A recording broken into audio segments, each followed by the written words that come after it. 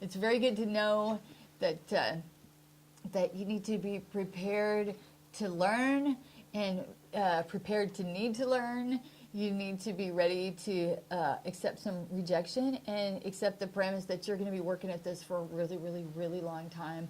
And even after a really long time, you may never master it. I think there are very few people who have really mastered the art of songwriting. And even the people who are great don't write a great song every day. You know, you just keep working and you don't get so disappointed that you quit. When I lost the Blake Shelton thing, for just about 2 weeks, I just didn't feel like writing. I didn't feel like doing anything, you know? But you have to push past it and just keep going. And then some other things can happen if you don't stop. That's the main thing. As long as you persist, there's always a chance that something else can happen. And if you quit, nothing else is going to happen.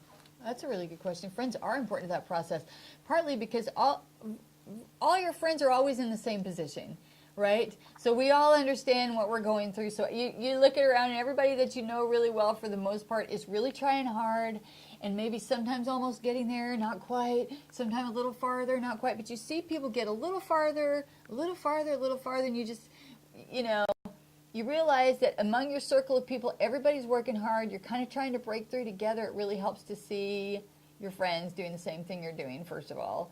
And second of all, I'm a classical musician trained, you know, and I really think there's something great about being a classical musician in the sense that all your goals are always really long-term goals when you play that kind of music, because you're not going to, you know, you're not going to learn anything fast. If you're going to play Beethoven and you're a beginner and you're 7 years old, it's going to be 10 years before that happens, or 5 years before, you know, all your goals are really long-term.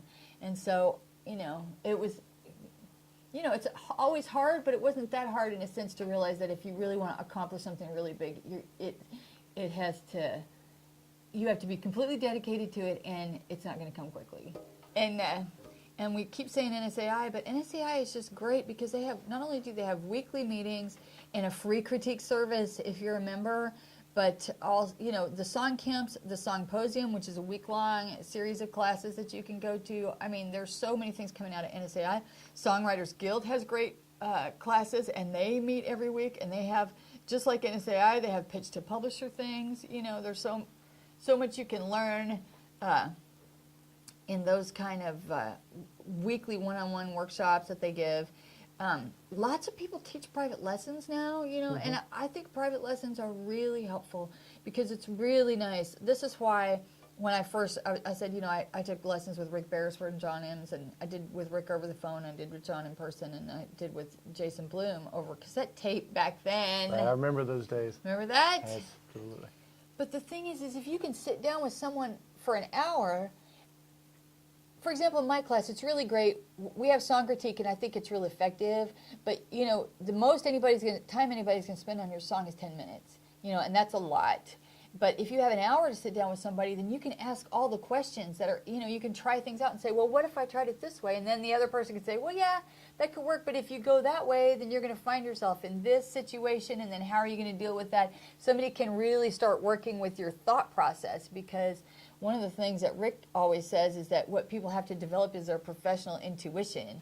And so it really is your thought process and where your mind goes. And so lots of times when you're new to writing, you go off on this thing and you think this is really going to work great, and you don't realize till you get here that if you're trying to get over here, there's no way to get there in a straight line. Like you would have to come way over here and come over here and come over here to be able to get to this place that you imagine that you're going to go, and it's not going to work. Right. You know, but as you get better, you start to anticipate that in advance, and if you have private lessons with somebody, they can really give you a lot of feedback that can cut down the time it takes for you to learn. You know, and when I came to town, there weren't that many people doing it.